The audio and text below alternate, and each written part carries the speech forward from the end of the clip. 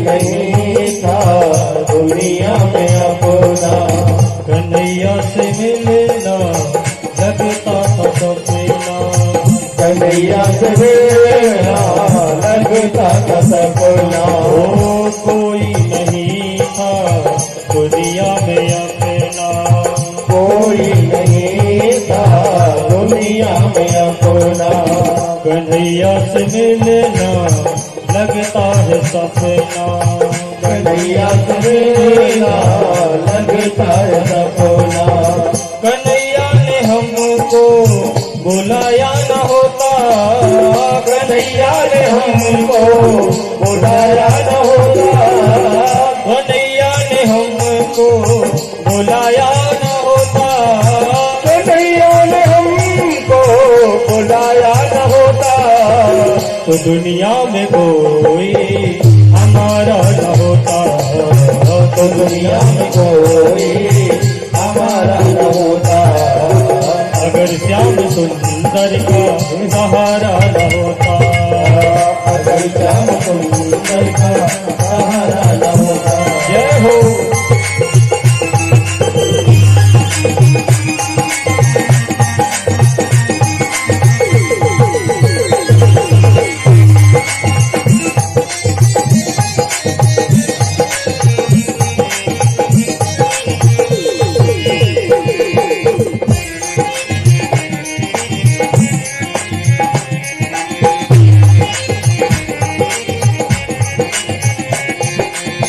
भंवर में थी नैया दिया है किनारा, भंवर में थी नैया दिया है किनारा।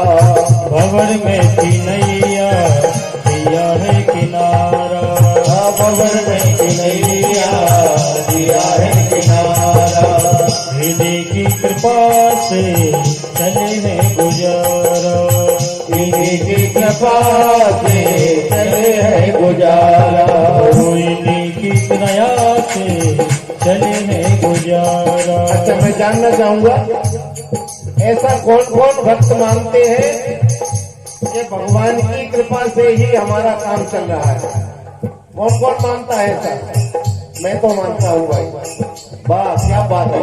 अगर ऐसा सब लोग मानते हैं तो दोनों हाथ ऊपर करके ताली बजाते हुए, ओ इन्हीं की कृपा से चले है गुजारा। कृपा भरी दृष्टि से निहारा न होता, कृपा भरी दृष्टि से निहारा न होता।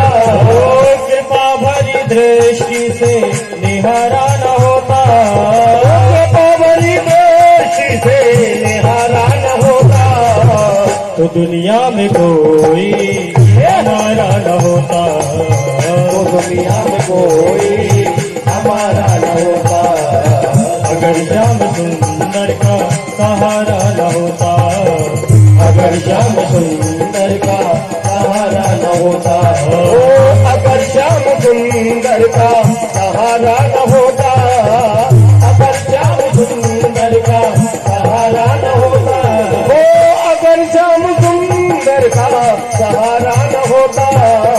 तो दुनिया में कोई हमारा न होता। तो दुनिया में कोई हमारा न होता।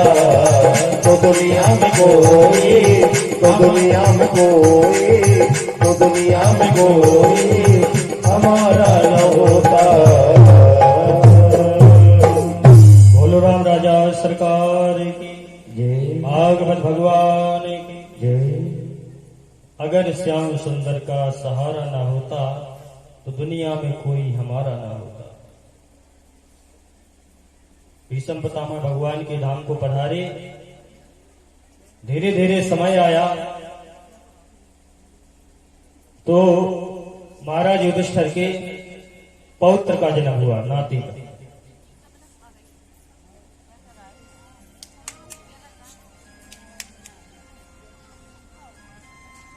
जब बालक का जन्म हुआ तो युधिष्ठिर महाराज ने अपने कुल पुरोहित आदि सभी को बुलाया और कहा, महाराज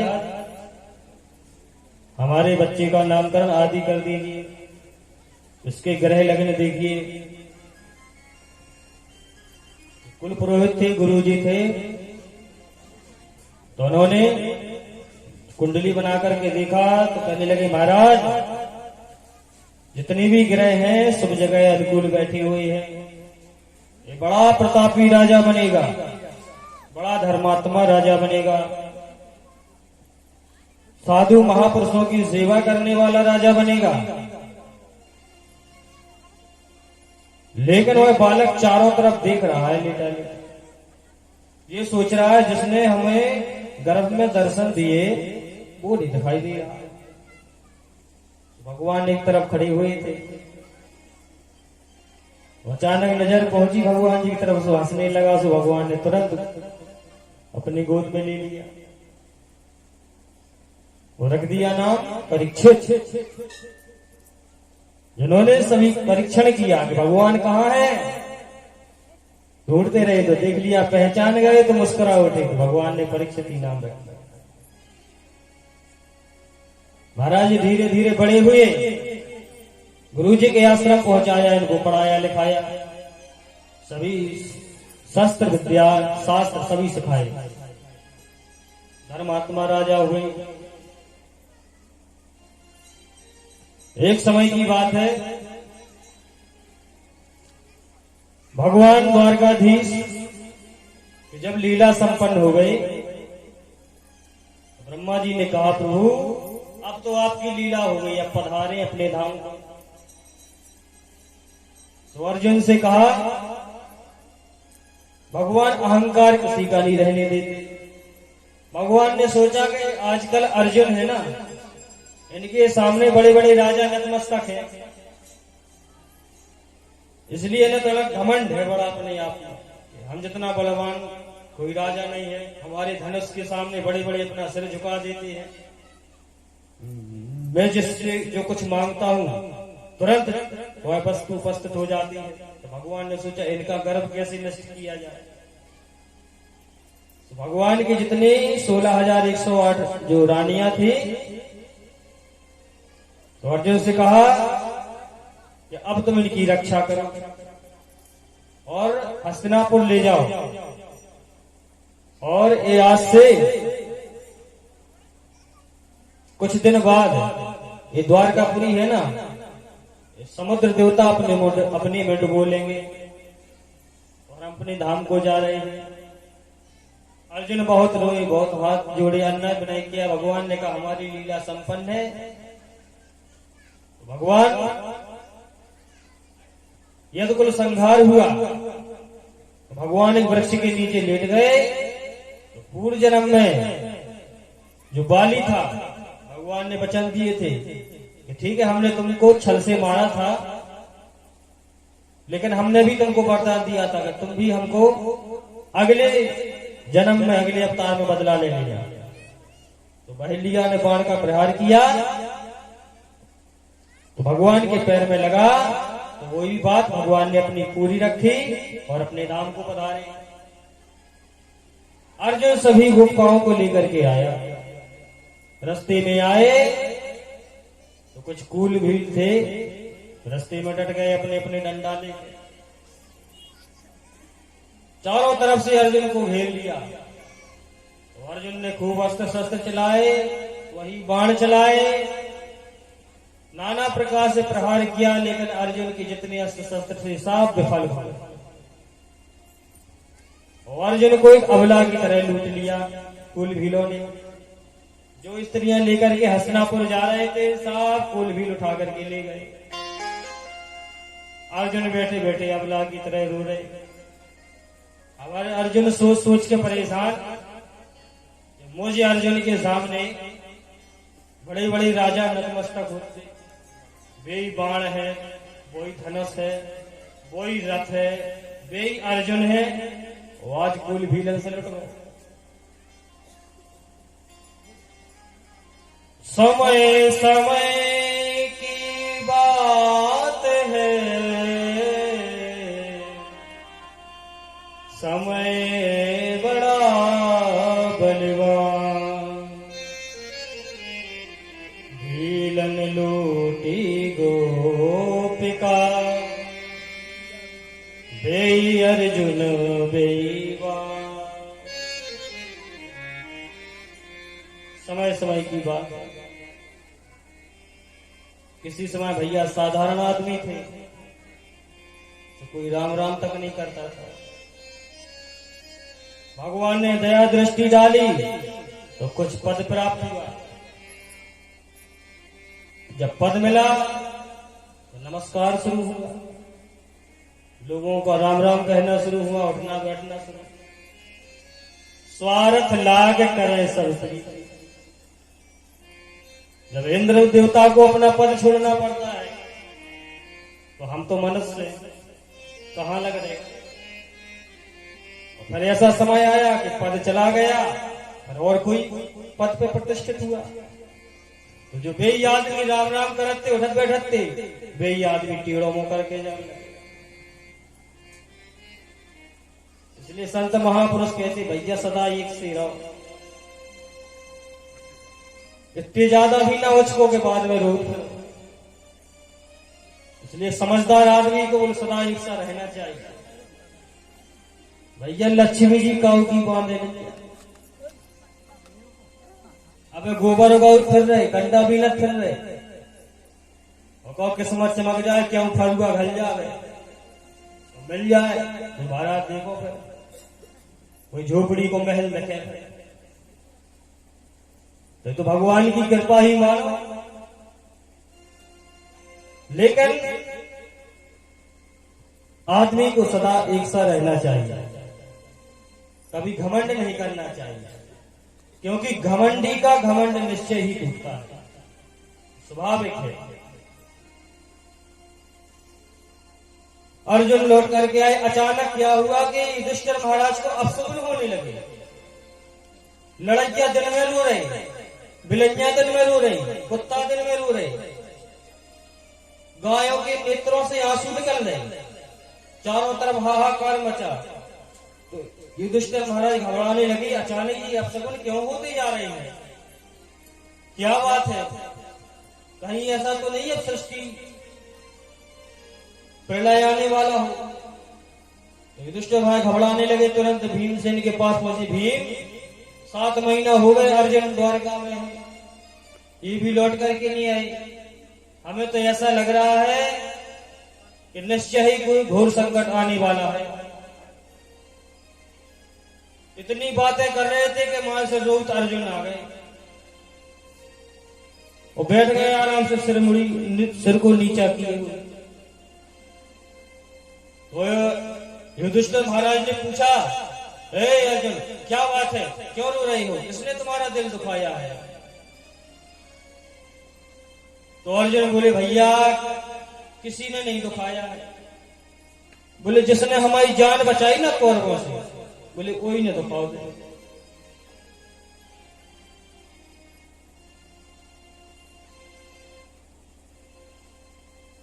बोले क्यों, भगवान ने ऐसा क्या किया। शुरू तो हुए बताया। बोले भैया भगवान श्री कृष्ण अपनी लीला करके अपने धाम को चले गए और समुद्र में द्वारका नगरी डूब गई। और भैया भगवान ने अपनी पत्नियों को हमारे हाथ में सौंप दिया कि इनकी रक्षा का भार तुम्हारे हाथ में है, इनकी रक्षा करना। इसलिए भैया वही हमारे हाथ में धनुष था, वही बाण है, वही रथ है, वही अर्जुन है। जिस अर्जुन के सामने बड़े बड़े राजा नतमस्तक होते, आज वो भीलन की आंगन लुट गो, अबला की तरह हाथ बांधे खड़े रहो। इसलिए भैया हमारे साथ में छल हुआ है।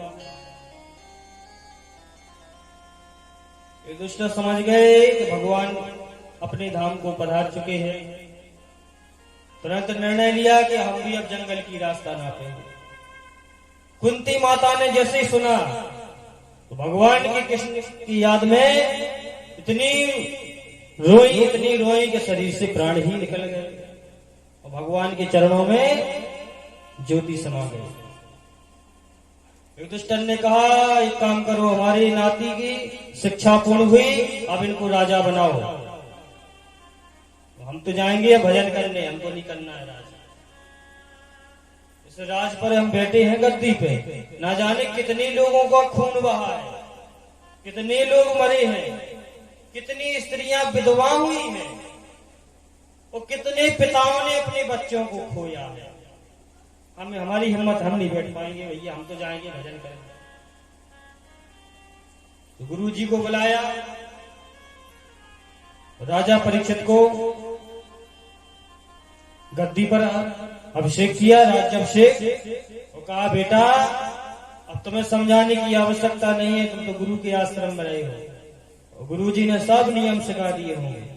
बेटा इतनी याद रखना, जिस हस्तिनापुर में भीष्म पितामह जैसे महात्मा रहे, याद रखना उस कुल में, उस राज में किसी प्रकार का दाग नहीं लगना चाहिए, धर्म पूर्वक प्रजा का पालन करना चाहिए। और आशीर्वाद दिया तो पांचों भाई और द्रौपदी के सहित भद्रिका वन की ओर यात्रा की। सने सने भद्रिका आश्रम गए तो जैसे ही हिमालय पर्वत पर चढ़ते गए तो सबसे पहले द्रौपदी का शरीर छूटा, सहदेव का, नकुल का, भीम का, अर्जुन का, और महाराज युधिष्ठिर हिमालय की अंतिम चोटी तक पहुंच गए। लेकिन उनके पीछे एक कुत्ता चला रहा था, क्योंकि हिमालय की जो शिखर सबसे ऊंची है, लास्ट शिखर, वहां तक वायु नहीं है। जैसे हिमालय की तरफ चढ़ोगे तो कुछ दूर तक सांस मिलेगी, जैसे चढ़ती जाओगे दम घुटती जाएगी। बोले, सोचने लगे ये कुत्ता हमारे पीछे कैसे, पूछने लगे भाई कौन हो तुम? तो कुत्ता खड़ा रहा, देखता रहा। तो कुत्ता के रूप से परिवर्तित होकर के साक्षात धर्मराज जी प्रकट हुए। बोले हम कोई और नहीं, हम धर्मराज जी हैं, तुम्हारे साथ तुमको लेने आए हैं। तुरंत विमान लिया, महाराज युधिष्ठिर को अपने लोक ले गए। भोलिए भक्तवत्सल भगवान की। इधर महाराज परीक्षित राज्य करने लगे। अपने राज्यकाल को चलाते हुए उनके मन में विचार आया कि राज्यकाल में भी लगे रहते हैं, जंगल में जाया जाए, शिकार खेल ले और देखा जाए कि हमारी सीमा कहां तक है राज्य की। श्री परीक्षित जी महाराज रथ में सवार होकर के चारों तरफ घूमे। घूमते घूमते एक जगह पहुंचे, नदी के किनारे। तो क्या देखा, राजा परीक्षित ने एक दुष्ट कसाई गैया और बैल को, बछड़ी को बुरी तरह से मार रहा था। बैल के 3 पांव काट दिए थे, केवल एक पैर पर खड़ा था और बुरी तरह से पीट रहा था। जो राजा परीक्षित ने देखा कि हमारा राज्य है, वो हमारी सीमा पर इतना अत्याचार, ये कसाई कौन है, इतना निर्भय, इसे मेरा भय नहीं है, इसे ये पता नहीं है कि राजा परीक्षित का शासन है, राज्य है, और ये दुष्ट निर्दयता पूर्वक बुरी तरह से गाय बछड़ी को पीट रहा है। राजा परीक्षित क्रोध आया, तुरंत तलवार खींच ली, रे दुष्ट ठहर जा, अभी तेरा वध कर देता हूं। तुझे मेरा भय नहीं है, इतनी बुरी तरह से गाय बछड़े को सता रहा है। जैसे ही राजा परीक्षित मारने के लिए दौड़े, जो है कसाई ने सोचा कि भागने से फायदा नहीं है, राजा के चरण पकड़ लो, वही में फायदा है।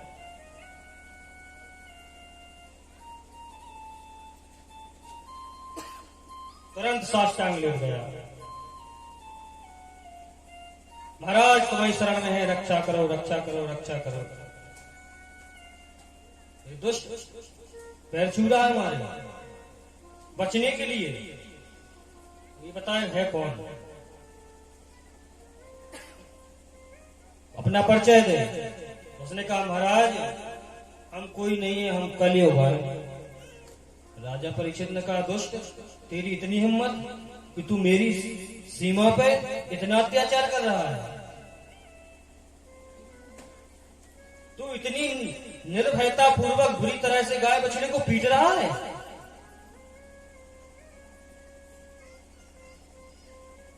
राजा परीक्षित चल के पहुंचे, इस बछड़ा से पूछने लगे, आप कौन हो? गाय से पूछने लगे, देवी आप कौन हो? दोनों ने उत्तर दिया, महाराज हमारा परिचय क्या है, ये क्यों पीट रहा है तुमको? बोले, महाराज, बछड़ी ने कहा, महाराज किसी जन्म में पाप बन गया होगा तो हमारी यह दुर्दशा हो रही। जो संत स्वभाव के होते हैं, जो धर्मात्मा होते हैं, कभी पापियों की चर्चा नहीं करते। तो यही बोले, महाराज हमारा कछु दोष है, जब तो हम पढ़ रहे सच्चे संत है भी काऊ पे नौकरी का नहीं उठाओ। बोले, भैया लगो कछु करोगे कोनो जन्म में तुम्हारा संग है तो तुम भी खूब दे लो। बोले, हमने ना करे हुए तो तुम हमें मार रहे तो तुम भगवान के अपराधी हो, तो भगवान तुम्हें समझा दे। कई लोग ऐसे होते हैं कि उन्हें संत महापुरुष, गुरु, माता पिता, सगे संबंधी बहुत समझाते हैं, भैया सुधर जाओ, गलत रास्ते पे मत जाओ, है सही रास्ते पे चलो, लेकिन वे नहीं मानते। उनके अंदर अकड़ इतनी होती, तो अंत में सब लोग अपना माथा ठोक करके चले जाते हैं, तब फिर भगवान पे छोड़ दिया जाता है। फिर भगवान को समय को चक्कर चला, और समय फिर जब आओ मूड पे, तो भैया इतनी ढंग से समझा दे समय, तो ढंग ही से समझ जाता।